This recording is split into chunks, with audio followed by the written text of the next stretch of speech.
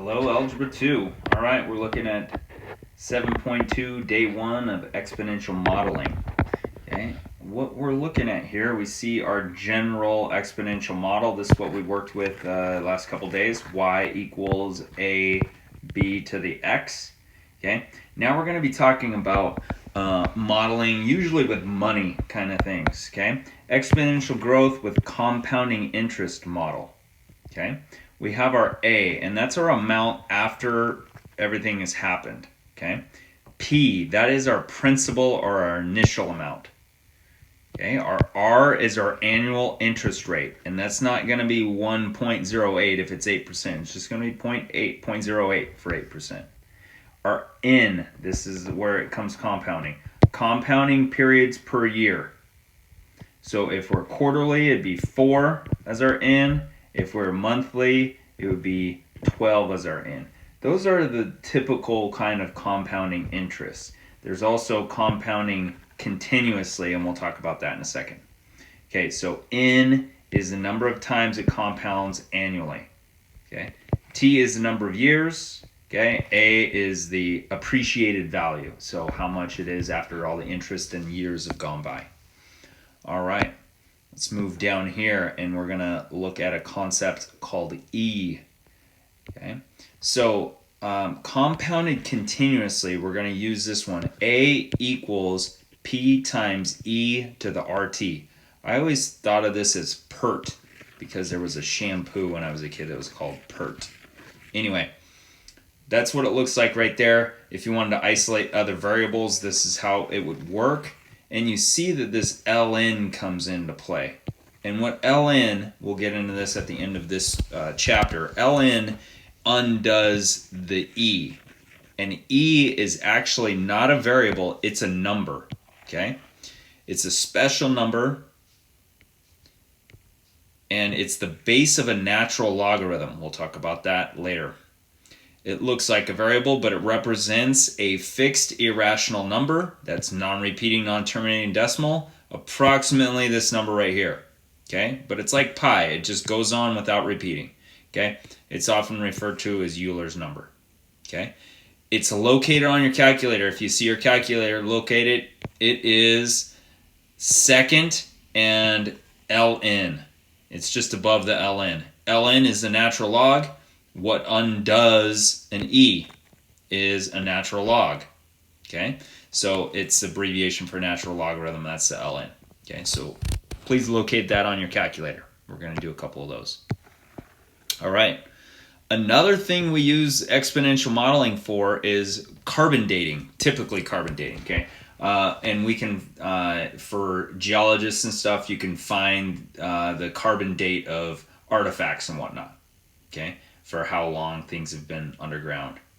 Okay, so we're going to take a look at this. What we have is the amount that we started with, okay, usually carbon-14 or something like that has a half-life that we can measure. Then half, because we're talking about a half-life. And then 1 over the time units per half-life, and then times time elapsed, okay? And we can basically just put that time elapsed up there and it'd work out well. All right, so let's take a look at this question and start doing some examples. Carbon-14 is used to determine the age of artifacts in carbon dating. It has a half-life of 5,730 years. Write an exponential decay function for 24 milligram sample. Then find the amount of carbon-14 remaining after 30 millennia.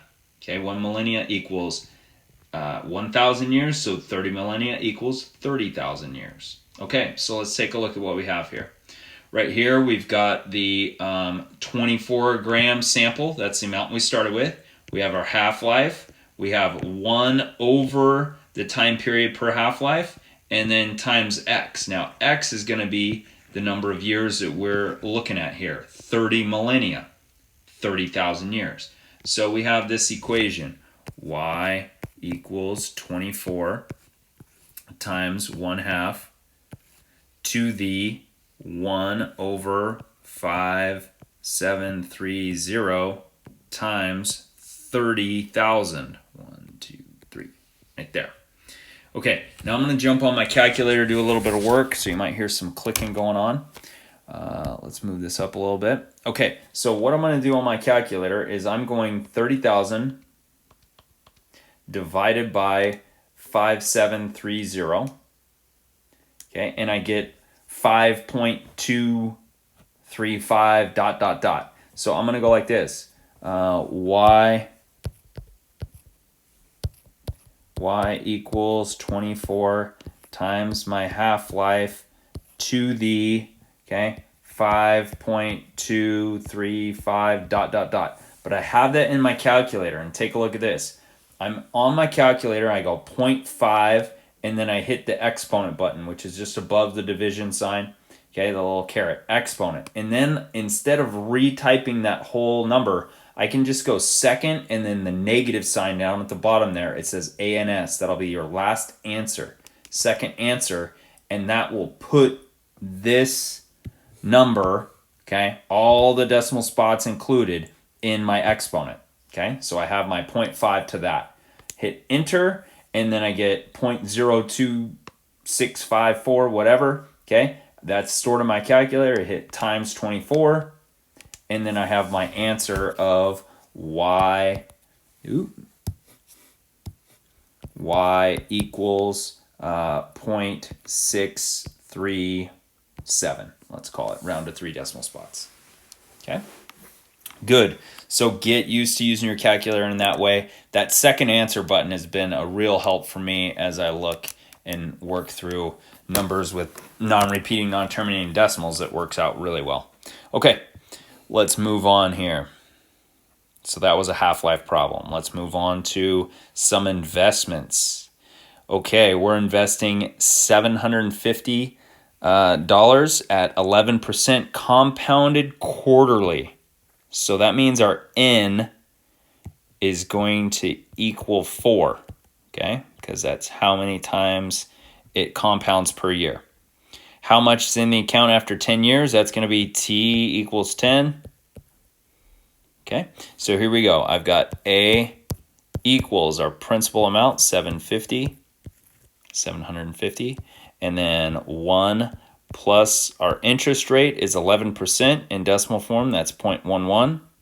Okay, over our N, which is 4, number of times of compounded. Why is that not writing? And then 4 times 10 up here, 4 times 10. Okay, we can work on this, 750, 1, well, let's do the fraction.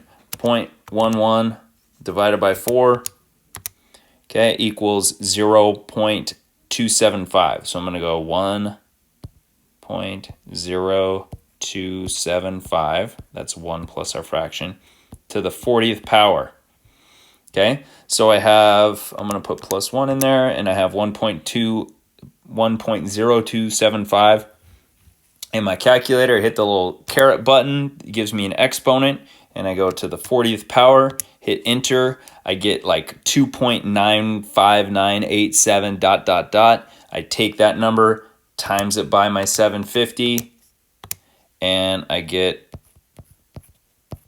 the amount of $2,219.91, rounded to do 2 decimal spots. Cash money. That's not working. Anyway, good. Okay, last problem, then I'll get you rolling on the homework there. I'll go over one problem on the homework because I want you to see it. Okay, let's see here. Okay, $20,000, big time, big money. $20,000 is invested at 3.75% compounded continuously. Okay, so this is going to tell us that we're using PERT. Okay, how much is in the account after 5 years? Okay, and take a look at this. And E is in your calculator, okay, so you're going to have to use it that way. So we have 20,000, okay, times E. R, my R is 0.0375, and my time is 5 years, times 5. Okay, so on my calculator, I'm going 0.0375 times 5. I have that saved. Now I go E to the X. So I go second ln, that gives me e to the x, and I could put in 0.1875 there, or I could just go second answer. Either way is totally fine. Hit enter, I get like 1.206230, whatever. Okay, now I times that by 20,000, and I get $24,124.60 about. Round to 3 decimals when you're dealing with most things, but when you're dealing with money, round to 2. Okay, let's take a look at the homework, make sure we're good to go. Okay, I've attached this as a separate document and giving you some room to work. Okay, so compounded continuously, so you'd use PERT. Compounded monthly, so you'd have n equaling 12. Compounded quarterly, that means your n equals 4. Compounded continuously, again, you're using PERT. This one, the isotope, has a half-life. Okay, you're going to be dealing with the half-life equation. Okay, and then these are just calculator problems. Go second ln, e to the x, plug in 2, write it to 4 decimal spots. Just want to get you used to using that E button a little bit when we get into logarithms. Okay, all right, very good.